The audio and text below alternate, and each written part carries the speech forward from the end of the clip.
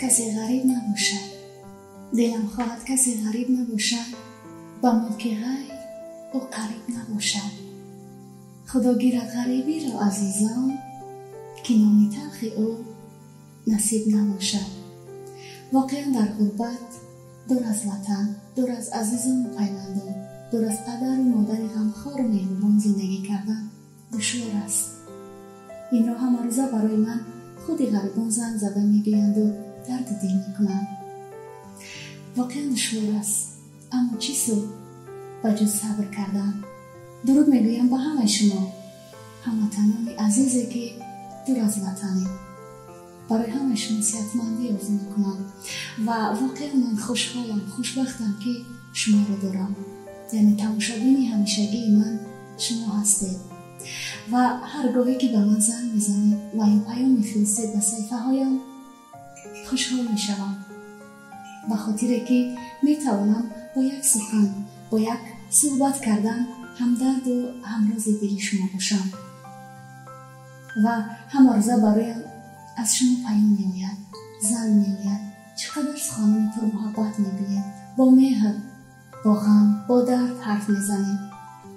معلوم است که در غربت زندگی برایتان دشوار است و یادی پدر و مادر، یادی همسر و فرزند، یادی وطن میکنید. همه شما را احترام میکنم، همه شما را دوست میدارم و همه کوشش های من به خاطر شما است، به خاطر خوشحالی شما است. هر کجایی که نباشید هموطنان عزیز من بسیار صحتمند باشید، سربلند باشید، آرام و آسوده و آباد باشید. اینجا یک زنگ تلفنی را از یک مادر عزیز تاجیک که در غربت کار زندگی میکند برای شما پیشنهاد میسازم و شما باور کنید که چنین زنگ ها، چنین پیام ها، چنین صحبت ها هر لحظه به صفحه های من و تلفن من وارد میگردد که هم زن هم مرد تاجیکی که دور از وطن کار زندگی میکند با درد، با گریه، با علم با من درد دل میکنند و راز میکشند. من همیشه همراز دل شمایم. هر نفری که خوب در غربت غمگین میشود و میخواهد که هم صحبت داشته باشد، هم راز داشته باشد، پس من همیشه همراز شمایم، هم درد شمایم، همیشه با شمایم.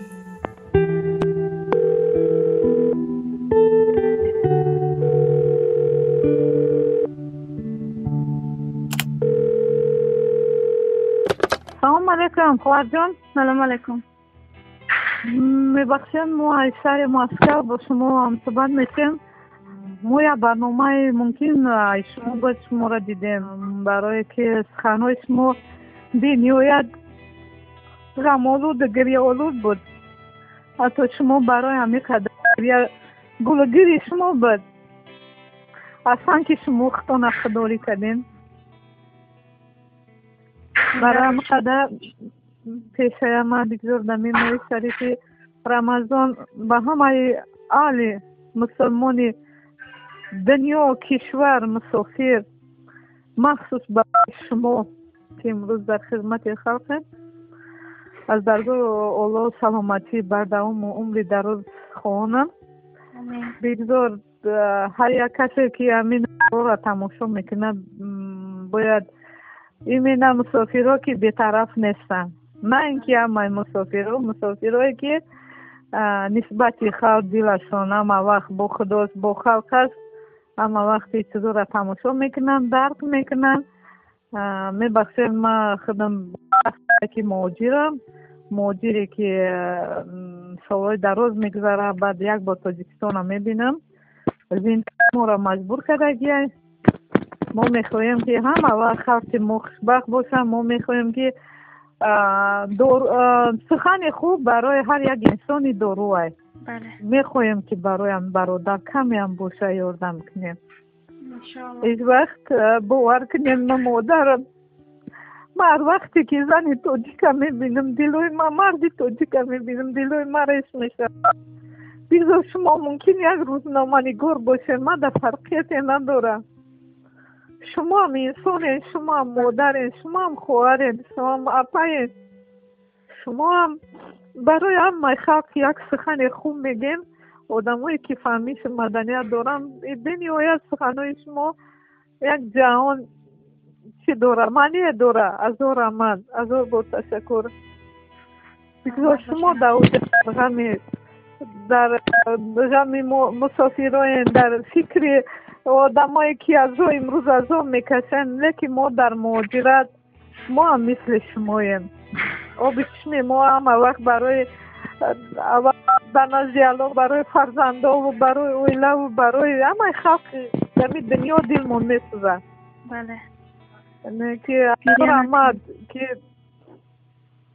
از رحمت که میبینی میسوزی دست در نزد کوتاه اولوی بگذار من با شما هم صحبت نیستم بگذار من سخنام با تلفنی با شما هم صحبت میشم سلامت باشین اپا جان لیکن من فخر میکنم که امروز پیش ایم کدام نفری که کدام زنی کدام مادر خواهره که مثل شما سخن میرونه درباره اگون کس پیش ایم در تحت نوار خودش رقمای تلفنش بمونه بگذار هر یک سخن شما هر یک پند نصیحت شما این برای ما مرهمه این برای ما مادران داروه من به نهایت خرسندم من 6 ساله وطن ندیدم یکی دیگرای من ریشه من انسانایی که امروز میبینم مدد میخوان من یادم را در همین نوار میبینم من یادم را دگه نیستم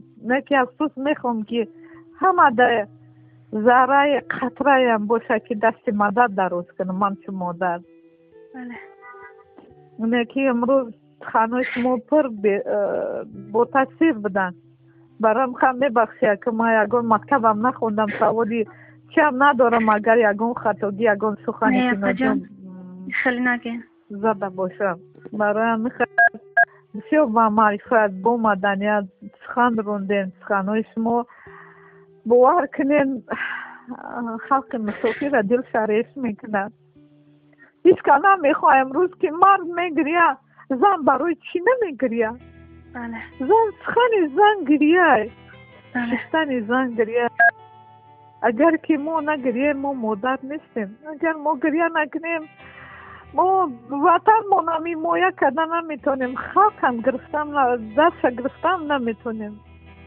امروز تسلای دل بیمار میگه الله های تسلای دل ما در این مسافرت همی گریه مادران را میبینی دل درش میشه و کرانه الله میکنی امروز همه وقت شو نیستی در مسافرت همه وقت پگاه نمیدونی که پگاه روزی تو در مسافرت در غربت عذاب حالی تو چی میشه یکی با همش توقت میکنی وطنت باشه بچه جان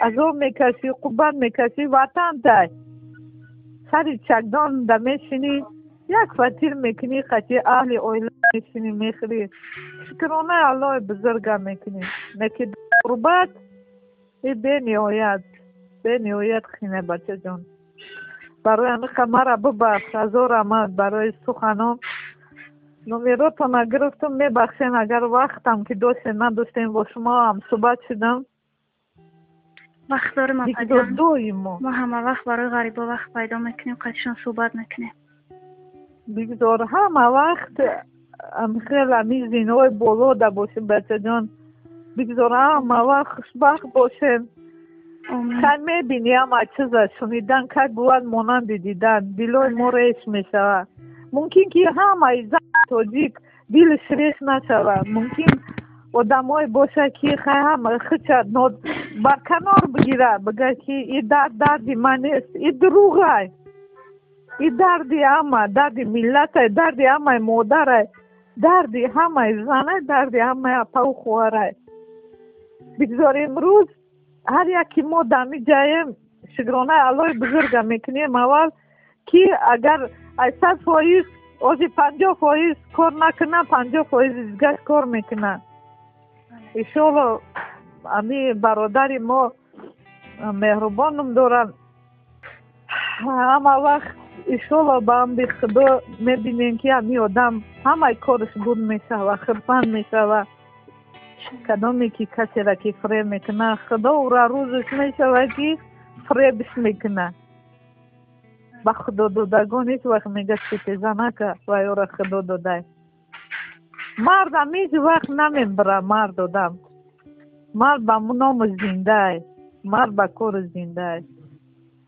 برای همین خدر شما هم زن باشین در قطاری مردوین. هر یک زن سخن کردم نمیتونه، هر یک زنم به ناموس شدم نمیتونه، هر یک فرد نه بلکه زن، هم مرد هم زن فرقیتی نداره. از ارگوی علای بزرگ همه وقت خوانی آنم که همه زنی مسلمانی تاجیک زن مرد پروردگار دمی دهه ماه شریف رمضان نگاه بداره، سلامت باشن، زینای بالا باشن، بگذار با اهل اویلشان هم وقت خرسن باشن. همی بیماری که امروز در همه جا پنج شدگی امی و با حق مورا آزاد بگردانه و خیلی که خرسن بدن خرسن زندگی میکرد، بگذار خرسن باشن. آمین اپا جان.